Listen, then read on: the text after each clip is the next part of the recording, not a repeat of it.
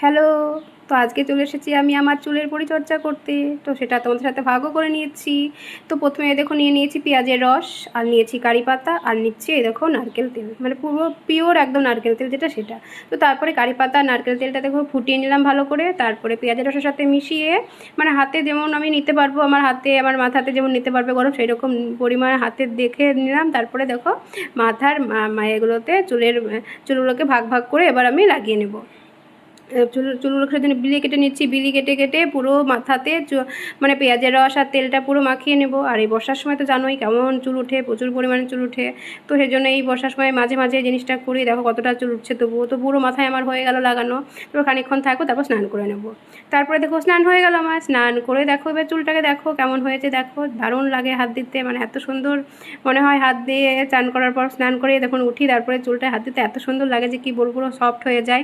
তো এইটা আমি